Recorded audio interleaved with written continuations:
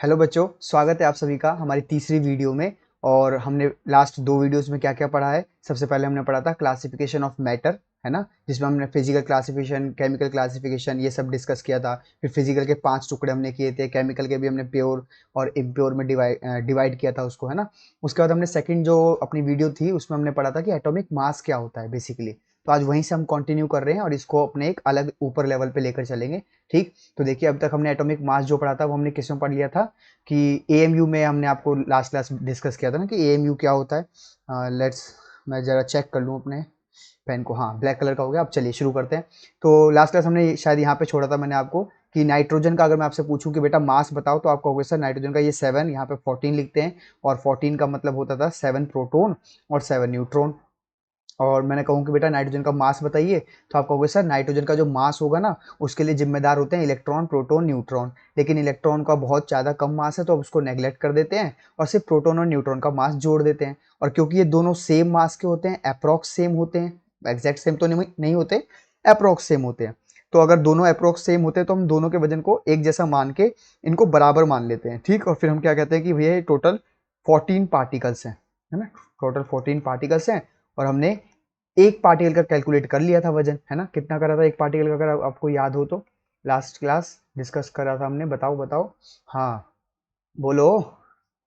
हाँ, 1.66 इंटू 10⁻⁻24 या 23, बताओ।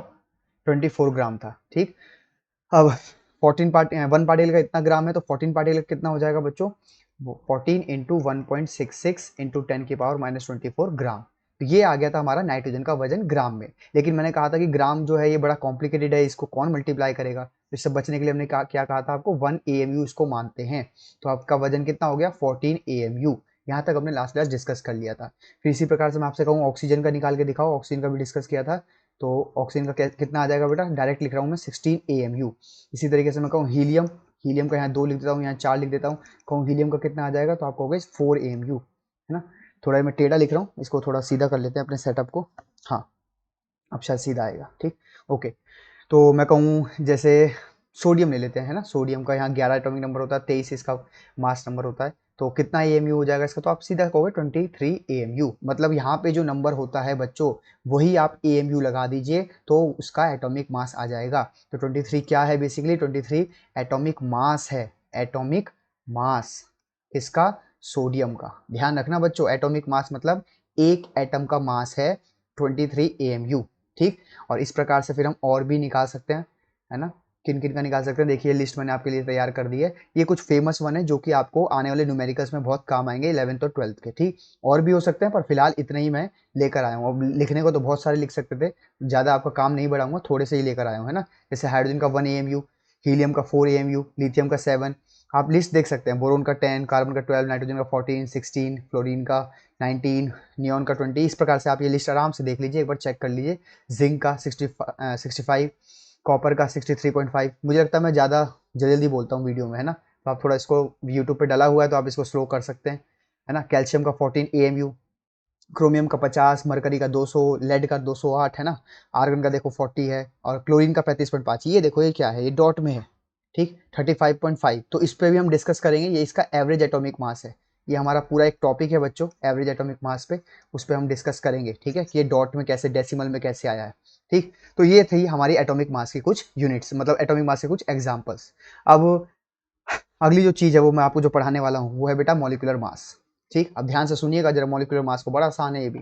ठीक, अब मैं कहूँ कि भैया हाइड्रोजन का जरा मास बताइए तो आप कहोगे सर क्या बात करो, हाइड्रोजन का मतलब होता है यहाँ 1 यहाँ 1, है ना। हम आइसोटोप्स कौन सा वाला ले रहे हैं, इसका 1। इसका हाइड्रोजन के भी 3 आइसोटोप्स होते हैं बच्चों, 1 वाला, फिर ये 2 वाला, और फिर ये 3 वाला। आपने सुना भी होगा, प्रोटियम, ड्यूट्रियम एंड ट्रिटियम। ठीक, थोड़ा ट्रिटियम मैं बोल नहीं पाता, अपना देख लेना, है ना, कि तुम बोल पाते हो कि नहीं। अच्छा, हाइड्रोजन 1 का मैं कहूँ उसका बेटा मास बताइए तो आपको कहोगे सर बड़ा आसान है, अभी अभी आपने सिखाया 1 AMU। ठीक है, क्योंकि इसमें 1 पार्टिकल था तो आपने 1 AMU लिख दिया। मैं कहूँ बेटा H2 का मास बताओ जरा, तो आप कहोगे सर एक हाइड्रोजन में एक पार्टिकल का था तो सर 2 हाइड्रोजन में 2 पार्टिकल हो जाएंगे, है ना। देखो, एक हाइड्रोजन और एक हाइड्रोजन से तो जुड़ के बना है ये H2, है ना। इसमें भी एक पार्टिकल है, इसमें भी एक पार्टिकल है। एक पार्टिकल का मतलब एक प्रोटोन, बेसिकली ये है क्या यहाँ पे बेटा, बेसिकली प्रोटोन प्लस न्यूट्रॉन होता है। लेकिन यहाँ एक है तो ये प्रोटोन एक होता है, न्यूट्रॉन यहाँ 0 होता है ना। उम्मीद करता हूँ आपको ये पता था पहले से ही। तो H2 में कितने पार्टिकल्स हो जाएंगे, 2 पार्टिकल्स हो जाएंगे। अगर एक पार्टिकल का वजन 1 AMU है तो 2 का हो जाएगा 2 AMU। सिंपल इज दैट, है ना। अच्छा एक और देखो जरा, लेट्स से नाइट्रोजन, नाइट्रोजन का यहाँ कितना था 14 7, और मैंने आपसे कहा कि भाई नाइट्रोजन का एटॉमिक मास बताओ, तो आप कहोगे सर 14 AMU। ग्राम में कर लोगे, हाँ ग्राम में भी कर लेंगे सर, 14 इंटू 1.66 इंटू 10⁻⁻24 ग्राम, ठीक। लेकिन अब मैं कहूँ बेटा जरा N2 का बताइए, तो आप कहोगे सर ये भी आसान है सर, जब एक N में 14 होता है तो सर 2 N में तो 28 हो जाएगा, तो आप लिखोगे 28 AMU, ठीक। तो बच्चों ये जो आपने लिख दिया ना H2 के लिए ये चीज़ 2 AMU, ये आपने N2 के लिए लिख दिया। चलो एक और लिख लेते हैं, ऑक्सीजन के लिए भी लिख के दिखा देते हैं आपको। ऑक्सीजन 16, यहाँ पे 8, और मैं कहूँ इसका मास बताइए एटॉमिक मास, तो आप कहेंगे सर 16 AMU। मैं कहूँ बेटा O2 के लिए जरा बताओ, तो आप कहोगे सर एक ऑक्सीजन में 16 थे तो 2 में कितने हो जाएंगे 32, 32 AMU, है ना। लेकिन बच्चों नोटिस करो कि ये जो आप लिख रहे हो 1 AMU 14 AMU 16 AMU, ये क्या लिख रहे हो, ये आप लिख रहे हो एटम, एटॉमिक मास यूनिट, है ना। आप एटम का मास लिख रहे हैं, लेकिन ये जो है O2 N2 H2 ये कोई एटम तो नहीं है, ये तो मॉलिक्यूल हैं बच्चों सारे के सारे, है ना, ये तो सारे के सारे मॉलिक्यूल हैं। और आप इनके लिए भी कौन सी यूनिट यूज कर रहे हो, ये वाली AMU वाली, जिसकी फुल फॉर्म क्या है एटॉमिक मास यूनिट। तो यहाँ पे हो गया कॉन्ट्राडिक्शन, यहाँ पे हो गई लड़ाई साइंटिस्टों के बीच में। साइंटिस्टों ने कहा भाई ये AMU तो हमने एटॉमिक मास यूनिट एटम के लिए बनाई थी, आप मॉलिक्यूल में भी यही लगा रहे हो, तो ये नहीं चलेगा भाई, मॉलिक्यूल के लिए कुछ और बनाओ। ठीक, मानते हैं कि बात तो सेम चल रही है कि H2 मतलब 2 उसमें प्रोटॉन हो गए होंगे तो 2 AMU आ गया, एक N में 14 है तो 2 N में 28 हो गए, लेकिन आप यूनिट सेम नहीं रख सकते, क्योंकि यहाँ पे AMU का मतलब एटॉमिक मास यूनिट है, ये एटम के लिए है, और मॉलिक्यूल के लिए भी आप सेम वर्ड यूज कर रहे हो, तो ये नहीं चलेगा।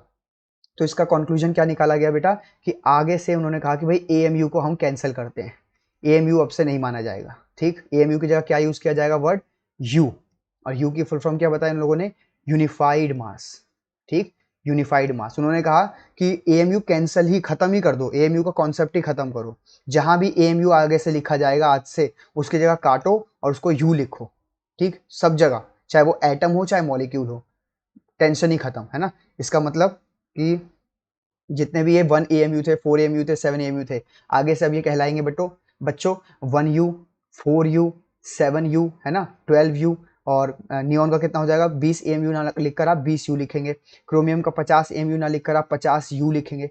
तो फर्क कुछ नहीं है, बस AMU को हटा के U लिख दिया, क्योंकि आपको पता है ना यहाँ बहस हो गई थी, देखो यहाँ बहस हो गई इनके बीच में कि AMU है, यहाँ भी आप AMU यूज कर रहे हैं, तो उन्होंने टेंशन ही खत्म करी। इन्होंने कहा भैया, किन्होंने, साइंटिस्टों ने, कि भैया हाइड्रोजन हो चाहे H2 हो, मतलब एटम हो चाहे मॉलिक्यूल हो, आप दोनों के लिए सेम यूनिट ऐसे यूज करोगे, दैट इज U, यूनिफाइड मास, ठीक है जी। तो जहां भी अब आपको AMU लिखा मिल जाए, या फिर मैं भी कभी न्यूमेरिकल करते टाइम AMU लिख दूं, तो आप मुझे भी टोक देना कि सर, कमेंट सेक्शन में कि सर AMU नहीं आप U बोलिए, क्योंकि AMU अब हट चुका है ना। तो बेटा जितने भी ये AMU थे सबको हटा लेना, और अब यहाँ पे आप U लिख लेना खुद से, है ना, 39U 40U 32U 28U 24U, है ना, और सिल्वर का 108U, इस तरीके से।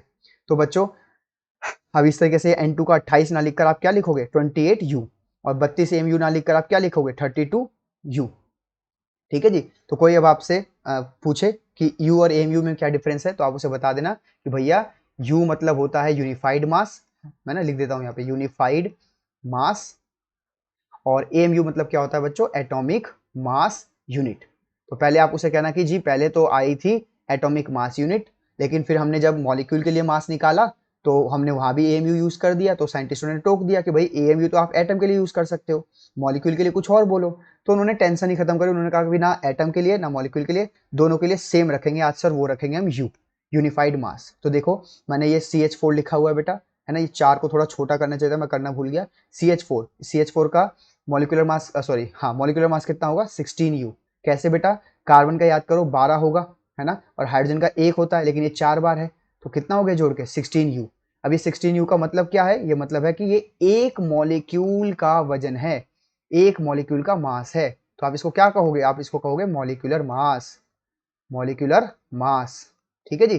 तो कोई आपसे और एग्जांपल देख लेते हैं, जैसे मान लीजिए कहीं लिखा हुआ है H2 के लिए 2U, और कहीं हाइड्रोजन के लिए लिखा हुआ है 1U, कोई आपसे डिफरेंस पूछे तो क्या बोलोगे, आप कहोगे सर ये 1U जो है ये 1 एटम का मास है, 1 एटम का मास, और सर ये 2U क्या है, सर ये 1 मॉलिक्यूल का मास है सर, 1 मॉलिक्यूल का मास, ठीक है, राइटिंग थोड़ी माफ करना बेटा, राइटिंग थोड़ी इसमें ऐसी आती है, मेरी राइटिंग वैसे भी अच्छी नहीं है ना।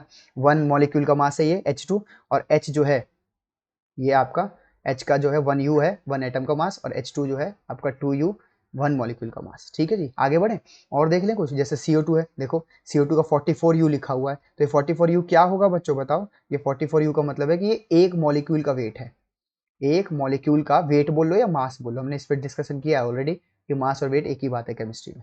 ठीक, तो कार्बन का 12 होता है, ऑक्सीजन का 16 होता है, 16 को 2 से मल्टीप्लाई करोगे तो ये टोटल जोड़ के 44U बैठेगा। तो आगे से प्लीज आप कंफ्यूज मत होइएगा, कहीं यू लिखा मिल जाए, कहीं AMU लिखा मिल जाए, एक ही बात है बस, है ना, एक ही बात थी, बस थोड़ा डिस्कशन इस पे हो गया कि भैया ये यू है, मॉलिक्यूल के लिए अलग से यूज होना चाहिए, इसलिए इन्होंने एक ही चीज कर ली, यूनिफाइड मास। होपफुली क्लियर हो गया, कोई कंफ्यूजन नहीं होगी कि आगे से ये AMU लिखा है, यू लिखा है, एक ही बात होती है, it's just a unit, nothing else. ठीक, और ये एग्जैक्ट वजन नहीं है, ये एक स्टैंडर्ड है, अगर आपको एग्जैक्ट लिखना है तो ग्राम से मल्टीप्लाई करना पड़ेगा, है ना। जैसे मान लीजिए CH4 है, देखो ये CH, या चलो इसको ले लेते हैं H3PO4, है ना, 98U लिखा हुआ है, तो ये 98U कोई एग्जैक्ट वजन है क्या? नहीं जी, ये तो एक स्टैंडर्ड वजन है ना। कोई एग्जैक्ट पूछे, ग्राम में पूछे तो क्या करोगे? आप लिखोगे 98 इंटू 1.66 इंटू 10⁻24 ग्राम, है ना, इतने से मल्टीप्लाई करोगे तब जाके ग्राम में वजन आ जाएगा, है ना। ये तो यू तो हमने स्टैंडर्ड माना हुआ है, किसके रिस्पेक्ट में स्टैंडर्ड माना था? कार्बन के रिस्पेक्ट में, है ना, पीछे की वीडियोस जाके देखना, उसमें आपको याद आ जाएगा। ठीक, तो ये कॉन्सेप्ट था बच्चों आपका मॉलिक्यूलर मास का, एटॉमिक मास का। होपफुली यहाँ तक आपको क्लियर है। अब अगला जो टॉपिक है वो है मोलर मास का, बहुत ज़्यादा इंपॉर्टेंट है बेटा। मोलर मास से बहुत कंफ्यूजन हो जाती है बच्चों को, है ना, फिर रटते फिरते हैं बच्चे। तो आप लोग जरा ध्यान से सुनिएगा जब मैं अभी मोलर मास डिस्कस करूंगा। हाल फिलहाल एक काम करते हैं, इस वीडियो को यहीं रोक देते हैं और मोलर मास की एक अलग से वीडियो बनाते हैं। ठीक है, चलिए आप इसे रिवाइज करिए और मैं हैंड रिटन नोट्स आपको भेज दूंगा ग्रुप में, व्हाट्सएप पे, और आप वीडियोस देखिए और अपने बाकी के टॉपिक्स को क्लियर करिए, और जो असाइनमेंट्स दिए होंगे उनको आप क्लियर करिएगा, सारे क्वेश्चंस को सॉल्व करिएगा, जो नहीं आए वो आप मुझसे व्हाट्सएप पे पूछ सकते हैं। ठीक है, चलिए बाय, आज के लिए इतना ही करते हैं ना।